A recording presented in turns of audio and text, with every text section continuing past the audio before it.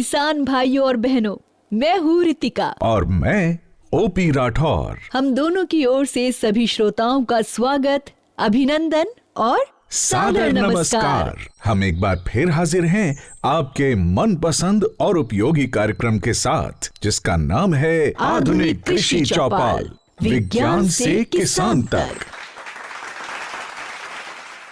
ये विशेष कार्यक्रम हम आपकी नजर कर रहे हैं भारत सरकार के कृषि एवं किसान कल्याण मंत्रालय के सौजन्य से। किसान भाइयों और बहनों, इस कार्यक्रम में हम आप तक पहुंचाते हैं नई वैज्ञानिक जानकारियां और ऐसे उपाय जिन्हें अपनाकर आप अपने और अपने परिवार की आमदनी बढ़ा सकते हैं और एक समृद्ध तथा खुशहाल जीवन की ओर कदम बढ़ा सकते हैं।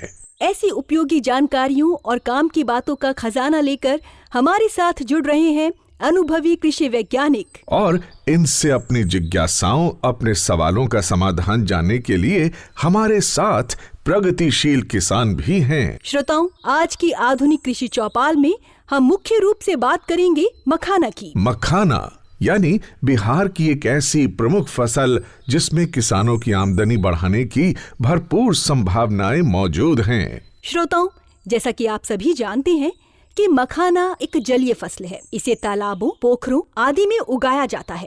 इसके कटीले बीजों की प्रोसेसिंग यानी प्रसंस्करण से तैयार होता है मखाना यानी लावा, जिसे हम सब बड़े चाव से खाते हैं। पोषण में भरपूर होने के कारण इसे आजकल सुपर फूड भी कहा जाता है। इसलिए घरेलू और वैश्विक बाजारों में मखाना की मांग लगातार बढ़ती जा रही है। इस अवसर का आर्थिक लाभ किसानों तक पहुंचाने के लिए भारत सरकार ने बिहार में मखाना बोर्ड गठित करने का फैसला लिया है। इसके जरिए मखाना का उत्पादन, प्रोसेसिंग और इसके उत्पादों के निर्माण को बढ़ावा दिया जाएगा।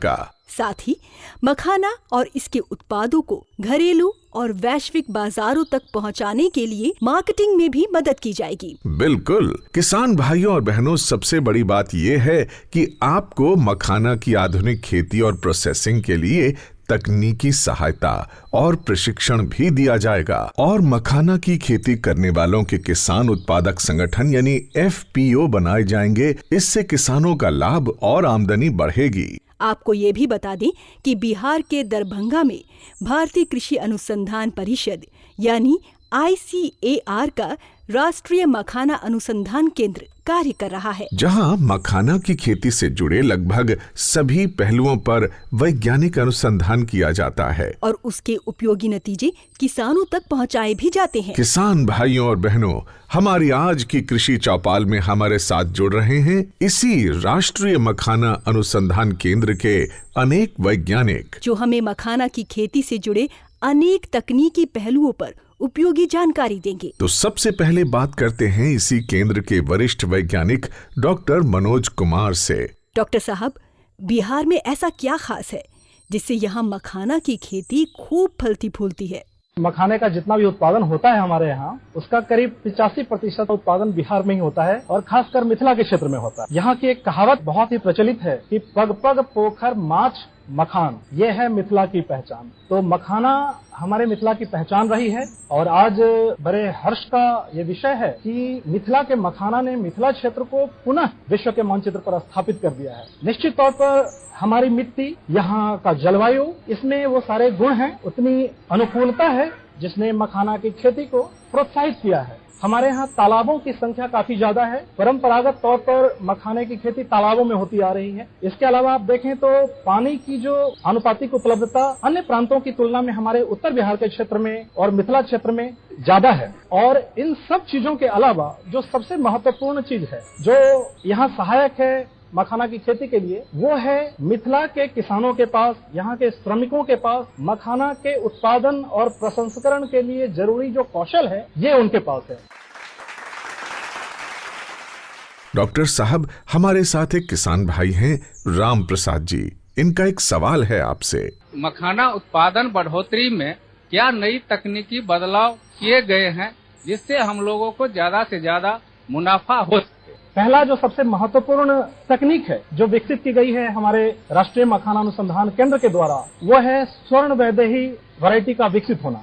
स्वर्ण वैदेही एक उच्च उत्पादन क्षमता वाली किस्म है जिसमें 28 से 30 क्विंटल प्रति हेक्टेयर उत्पादन की क्षमता है। परंपरागत तौर पर जब हम तालाब में मखाने की खेती करते थे तो हमारी जो उत्पादकता होती थी 14 से 16 क्विंटल प्रति हेक्टेयर होती थी, लेकिन हमारी जो किस्म है स्वर्ण वैदेही, अगर इसकी खेती आप करते हैं तो 28 से 30 क्विंटल प्रति हेक्टेयर तक आप उत्पादकता प्राप्त कर सकते हैं।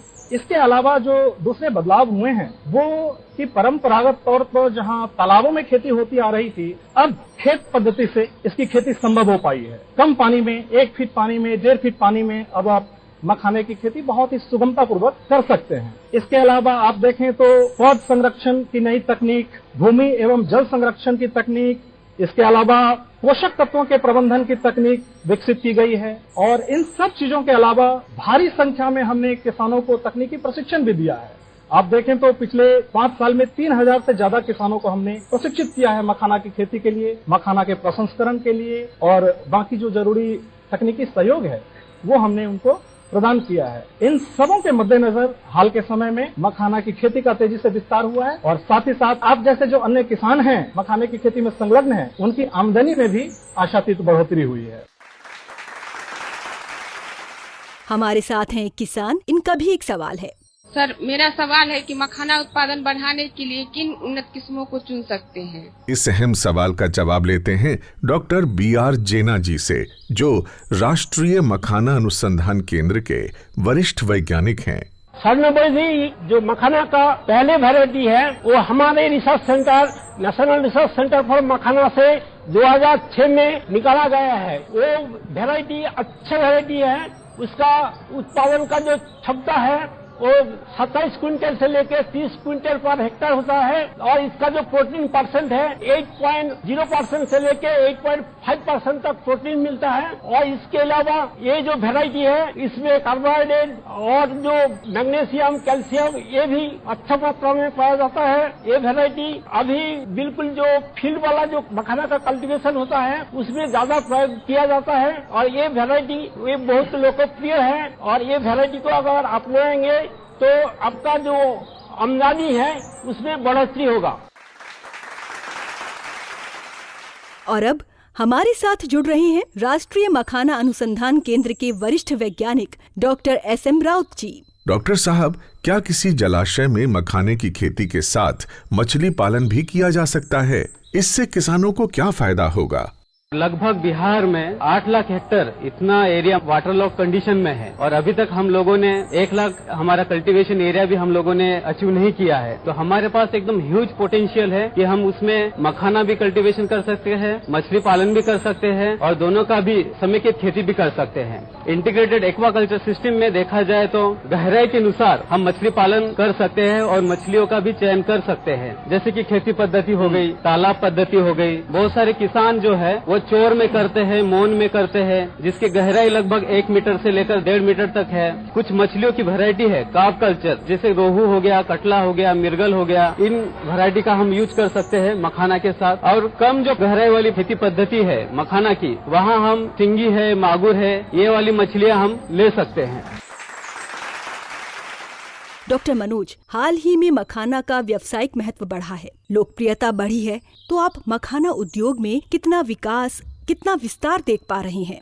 मखाने में पाई जाने वाली पौष्टिकता, इसमें पाए जाने वाले औषधीय गुण, इन सबों के प्रति पूरी दुनिया में जैसे जैसे जागरूकता बढ़ रही है वैसे वैसे मखाना की मांग बहुत तेजी से वैश्विक स्तर पर बढ़ी है और साथ ही मखाने की कीमत भी बढ़ी है। तो मखाने की बढ़ती मांग वैश्विक स्तर पर और इसकी बढ़ती कीमत, इसने हमारे किसानों के लिए एक बहुत ही सुनहरा मौका प्रदान किया है। अभी आप देखें तो पिछले 5 साल में मखाने की खेती का विस्तार 15,000 हेक्टेयर या 13,000 हेक्टेयर में जहां मखाने की खेती होती थी, आज 35,000 हेक्टेयर से ज्यादा में मखाने की खेती हो रही है। किसानों की आमदनी आज से 5 साल पहले तक जहां मखाना की खेती से प्रति हेक्टेयर हम 45,000 या 50,000 की बात करते थे, आज मखाने की औसत खेती से भी किसानों की आमदनी 4 लाख से 5 लाख रुपए प्रति हेक्टेयर तक बहुत सुगमता से किसान प्राप्त कर पाते हैं। इसके अलावा आप देखें तो बहुत सारे नए किसान हैं, शिक्षित युवा हैं, जो मखाने की खेती की तरफ आकर्षित हो रहे हैं मखाने में आमदनी की संभावनाओं को देखते हुए।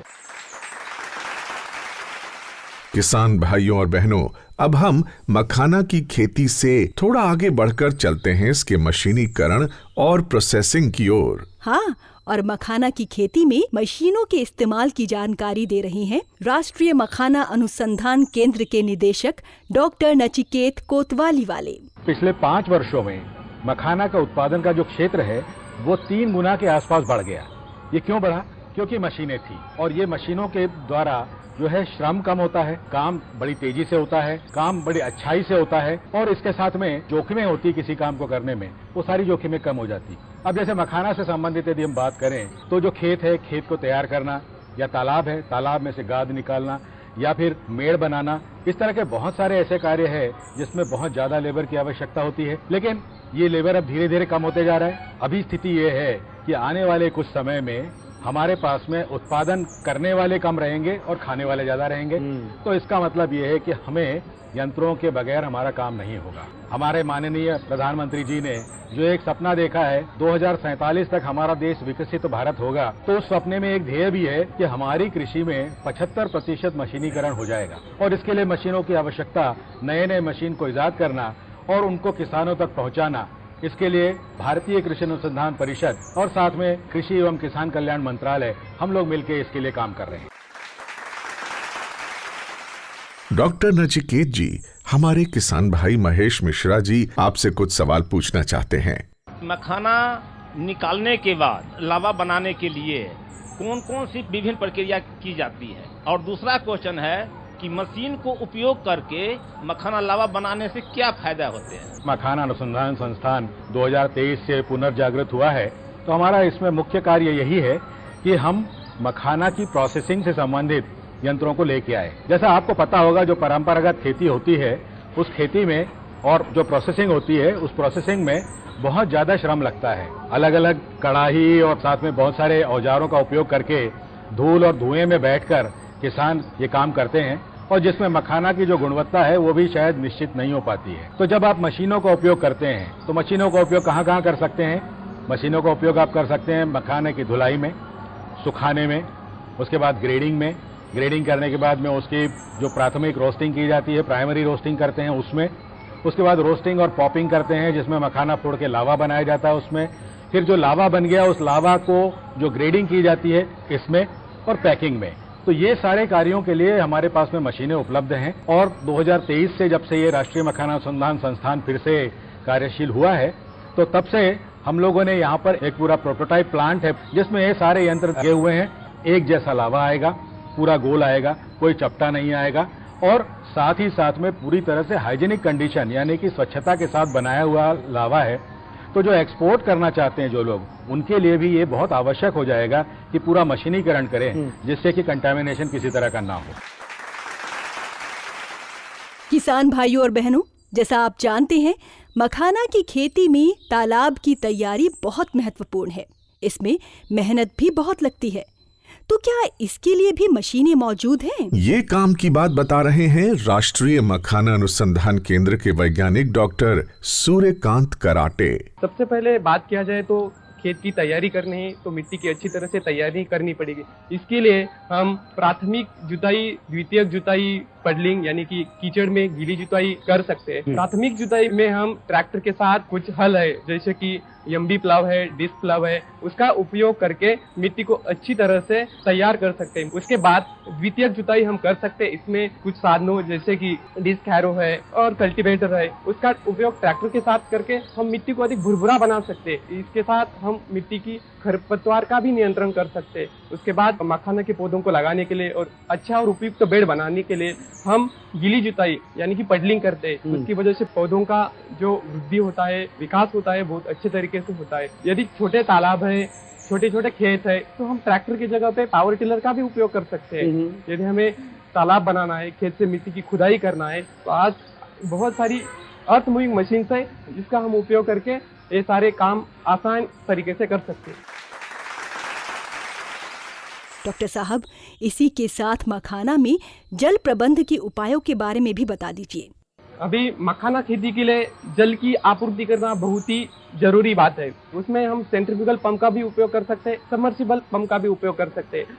यदि हमें पानी को उठाना है और वो तालाबों से और नहरों से उठाना है तो हम सेंट्रीफ्यूगल पंप का उपयोग कर सकते हैं।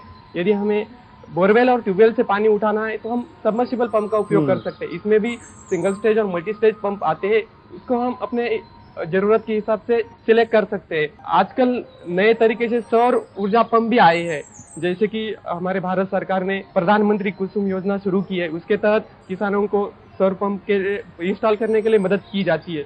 तो सौर पंप का भी उपयोग हम पानी को उठाने के लिए कर सकते हैं। तो मखाना की फसल के लिए बताया जाए तो इसके लिए स्वच्छ और मीठा जल चाहिए, यानी कि उसका पीएच और इलेक्ट्रिकल कंडक्टिविटी देखी जाए तो इसका पीएच लगभग न्यूट्रलिटी के आसपास मीन्स 6.5 से लेके 8 तक होना चाहिए। वही इलेक्ट्रिकल कंडक्टिविटी 0.5 डिजी साइमन पर मीटर के कम होनी चाहिए। उसको जांचने के लिए हम जो आजकल अवेलेबल है पीएच मीटर और इलेक्ट्रिकल कंडक्टिविटी मीटर, उसका इस्तेमाल कर सकते हैं। श्रोताओं, अन्य फसलों की तरह मखाना की फसलों को भी कीड़ों से नुकसान पहुंच सकता है। चूहे भी इसे नुकसान पहुंचाते हैं। तो इस नुकसान से कैसे बचा जाए, क्या उपाय किए जाएं? ये उपयोगी जानकारी दे रहे हैं राष्ट्रीय मखाना अनुसंधान केंद्र के वैज्ञानिक डॉक्टर विनोद कुमार पसला जी। जैसे अन्य फसलों में कीड़ा लगता है, हमारा मखाना के खेतों में कीड़ा का बहुत सारा नुकसान पहुंचा सकता है। खासकर देखा जाएगा तो हम नर्सरी स्टेज से लेकर फ्लावरिंग स्टेज तक ये नुकसान देखने के लिए ज्यादा मिलता है। जैसे कुछ कीड़ा है, जैसे उसका बुरा असर पड़ता है हमारा उपज में और उसका मखाना गुणवत्ता में। जैसे लाही, उसको माहू भी बोलते हैं। इसको ये नर्सरी स्टेज में दिसंबर से लेकर मार्च तक ये उसका प्रकोप मिलता है। इसका वजह से ये पत्ता में रस चूसने वाला है। ये रस चूसने की वजह से पत्तियां पीला पड़ जाती है, सड़ जाती है, और इसका जो मेन ये नर्सरी स्टेज में देखने के लिए मिलता है। इसके अलावा सिंगारा भ्रूण करके एक कीड़ा है, वे भी पत्ते पर खा के उसको पूरा जो भी क्लोरोफिल है, जो फोटोसिंथेसिस करके हमको मखाना बनाता है, वो कम हो जाता है। उसकी वजह से हमारा उपज में बुरा असर पड़ता है। उसके अलावा जड़ बेधक करके एक कीट आता है, वो पूरा जड़ को हमला करके उसको खाता है। इसके वजह से हमारा पौधा ये पोषक तत्व और पानी का नहीं ले पाता है, उसके बाद उसका मौत भी हो सकता है। किसान भाइयों और बहनों, अब हम थोड़ा आगे बढ़ते हैं और देखते हैं मखाना को एक उद्यम या एंटरप्राइज के रूप में। डॉक्टर विनोद जी हमारे एक मखाना उद्यमी अमरजीत साहनी जी आपसे पैकेजिंग के बारे में एक सवाल पूछना चाहते हैं। मखाना पॉप के लंबे समय तक भंडारण के लिए किस प्रकार की पैकेजिंग अच्छा रहेगा? जो पैकेजिंग मटेरियल जैसे होना चाहिए, जैसे मल्टी लेयर लैमिनेटेड पाउच। इसमें क्या होता है, डिफरेंट लेयर्स ऑफ पाउच होता है। ऊपर का हिस्सा पॉलीथिलीन का बना हुआ होता है, अंदर का एल्यूमिनियम फॉइल जैसे होता है, जिसका वजह से वो नमी नियंत्रित होता है और उसका कीड़ा की अटैक भी रोक सकता है। इसके वजह से हम लंबे समय तक स्टोर कर सकते हैं। इसके अलावा एक वैक्यूम सील है। वैक्यूम सील मतलब उसका पैकेट के अंदर से पूरा हवा निकल के हम मखाना स्टोर करते तो हम लंबा समय तक स्टोर कर सकते हैं। इसके अलावा जो एडिशनल प्रोटेक्शन के लिए सिलिका जेल पैकेट और ऑक्सीजन अब्जॉर्बेंट जो प्राणवायु है वो पैकेट में डालेगा तो उसका पूरा प्राणवायु ऑब्जर्व कर लेगा। जब कीड़ा को प्राणवायु न मिलेगा वो उधर ही मर जाएगा, क्योंकि उसका लंबे समय तक हम भंडारण कर सकते हैं। श्रोताओं, आपने सुना होगा कि मखाना के मूल्यवर्धन या वैल्यू एडिशन में इसकी बाजार कीमत बढ़ जाती है, उद्यमियों का लाभ भी बढ़ जाता है। तो क्या है ये वैल्यू एडिशन? इस सवाल का जवाब दे रहे हैं राष्ट्रीय मखाना अनुसंधान केंद्र के प्रधान वैज्ञानिक डॉक्टर राजेश कुमार। अगर हम केवल मखाना को पॉलिश कर देते हैं और सफेद रंग का ज्यादा दिखने लगता है तो उसकी वैल्यू 10% के करीब बढ़ जाती है और इतना ज्यादा पैसा मिलता है। फिर दूसरा आता है उसको अलग अलग साइजेस में ग्रेड करने का, जैसे कि हमें पता है 4 सूता प्लस, 5 सूता प्लस, 6 सूता प्लस। चूंकि गुणवत्ता में कोई फर्क नहीं आता लेकिन देखने में अच्छा लगता है, तो इसलिए जो कस्टमर पे कर सकता है वो उसका ज्यादा पैसा देने को तैयार हो। तो केवल ग्रेडिंग करने से ही हम एक्सपोर्ट मार्केट में इसकी कीमत तकरीबन 2200-2300 रुपया किलो। तीसरा एस्पेक्ट आता है, अगर हम प्रोडक्ट के रूप में ले आए, के साथ और सारे मसाले मिलाए जाए, थोड़ा सा तेल मिलाया जाए, उसको पैक किया जाए और कंज्यूमर तक पहुंचते हैं, तो ये एक नए तरह का वैरायटी होती है, नया तरह का प्रोडक्ट है, मार्केट में अवेलेबल है। हमारा संस्थान ICAR के कई संस्थान इस पर काम भी कर रहे हैं और अलग अलग ट्रेनिंग और भी देते हैं। अब हमारे साथ जुड़ रहे हैं राष्ट्रीय मखाना अनुसंधान केंद्र के प्रधान वैज्ञानिक डॉक्टर राहुल कुमार राउत। डॉक्टर साहब, पोषण के नजरिए से मखाना में ऐसी क्या खूबियां हैं जो इसे सुपर फूड बनाती हैं? पहला है इसमें कि प्रोटीन की मात्रा इसमें अच्छी होती है। जैसे मखाना मिलावा में लगभग 9.7% प्रोटीन होती है, तो इससे हमारा जो डेली प्रोटीन इनटेक है वो पूरा किया जा सकता है। इसके साथ इसमें और एक मानक होता है जिसको हम बोलते हैं ग्लाइसेमिक इंडेक्स। ये जिस प्रोडक्ट में जितना कम होता है तो हम डायबिटिक पेशेंट को इसका सजेस्ट कर सकते हैं।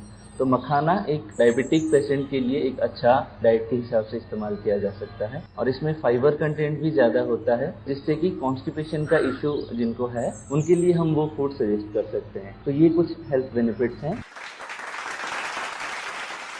डॉक्टर राहुल, मखाना और इसके उत्पादों का लंबे समय तक भंडारण कैसे करेंगे? क्या उपाय करने चाहिए?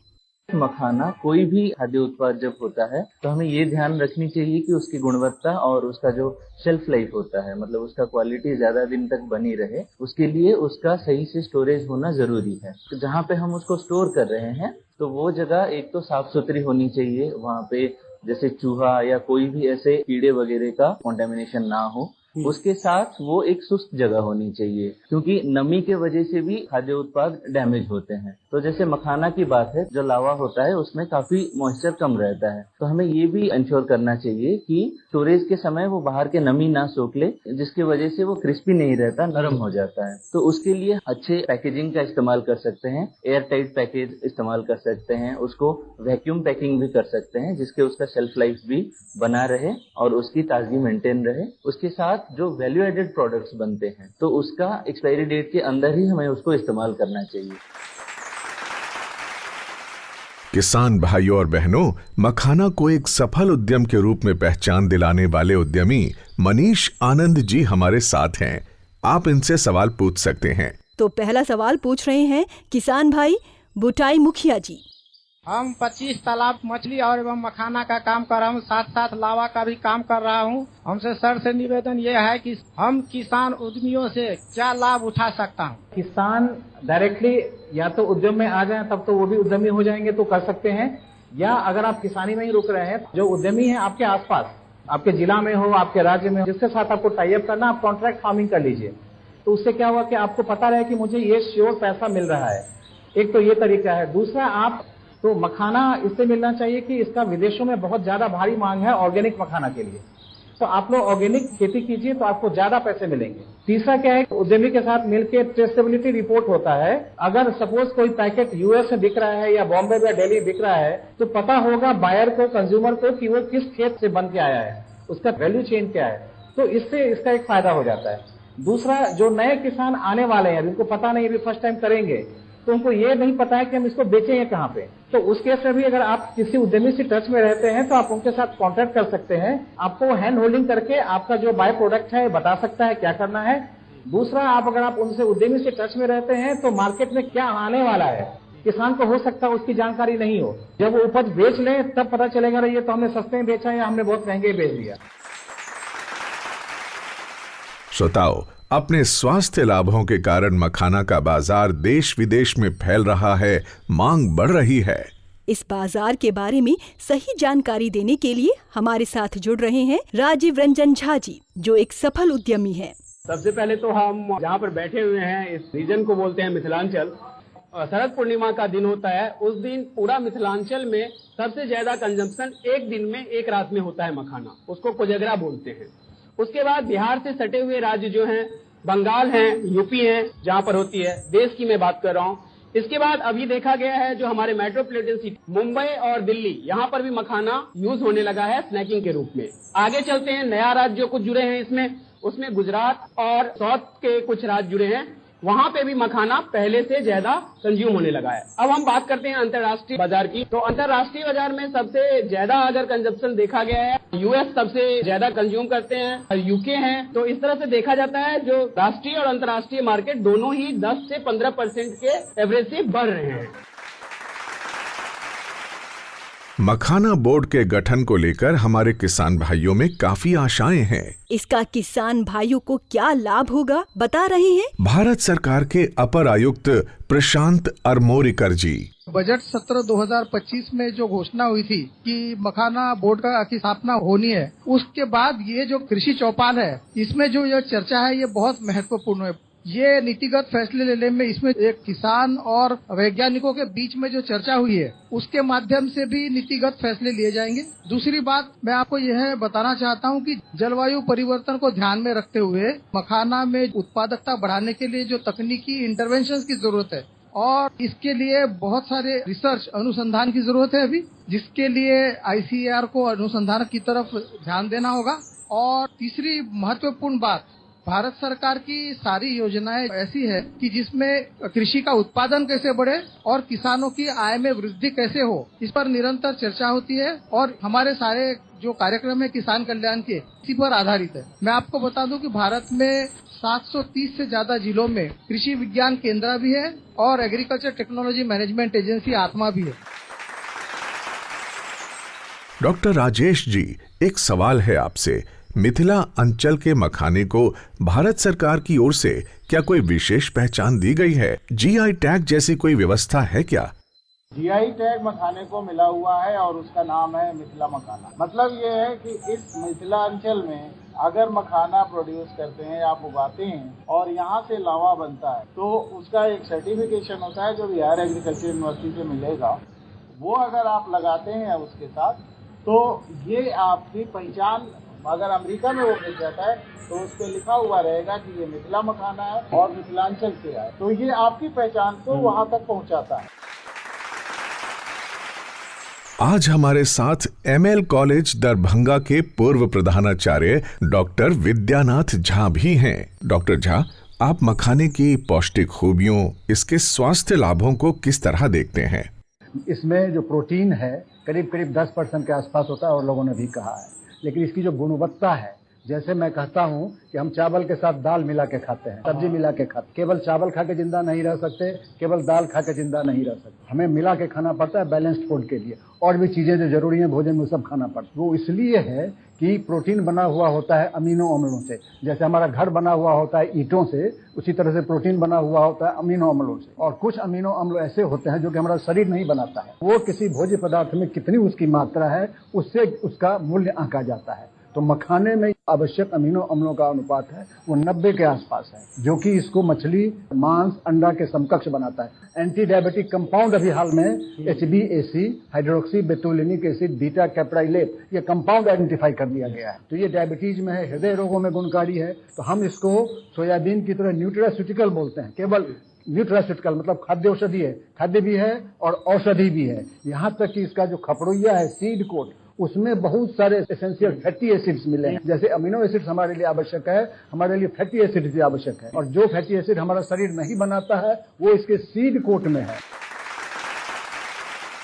किसान भाइयों और बहनों, मखाना पर हुई इस रोचक और उपयोगी चर्चा में बात करते करते समय का पता ही नहीं चला। हाँ बिल्कुल। और अब हम आ पहुँचे हैं आधुनिक कृषि चौपाल के आखिरी पड़ाव यानी समापन की ओर। आशा करते हैं कि हमारे किसान भाई वैज्ञानिकों द्वारा दी गई उपयोगी जानकारियों का लाभ उठाएंगे, नए उपायों को अपनाएंगे और अपनी आमदनी बढ़ाकर समृद्धि की ओर अग्रसर होंगे। आधुनिक कृषि चौपाल से जुड़कर किसान भाइयों को बहुमूल्य सलाह देने के लिए हम सभी वैज्ञानिकों के प्रति आभार प्रकट करते हैं। और हम धन्यवाद देते हैं उन मखाना उद्यमियों को भी जिन्होंने किसानों को सफल उद्यमिता के गुर बताए। साथ ही आधुनिक कृषि चौपाल से जुड़ने वाले सभी किसान भाइयों बहनों और श्रोताओं के भी हम आभारी हैं। श्रोताओं, इस विशेष कार्यक्रम को और अधिक रोचक और उपयोगी बनाने के लिए हमें आपके सुझावों और मार्गदर्शन की जरूरत है। कृपया ईमेल भेजकर अपने सुझाव भेजें और ये भी बताएं कि आज का कार्यक्रम आपको कैसा लगा। हमारा ईमेल पता नोट करें, kkbongold@gmail.com। ईमेल पता एक बार फिर सुन लें, kkbongold@gmail.com। श्रोताओं, हमें आपके ईमेल्स की प्रतीक्षा रहेगी। श्रोताओं, हम जल्द ही एक बार फिर आपसे रूबरू होंगे आधुनिक कृषि चौपाल की एक नई कड़ी के साथ, उपयोगी जानकारियों के नए गुलदस्ते के साथ। तब तक के लिए हमें और हमारी टीम को दीजिए विदा। नमस्कार।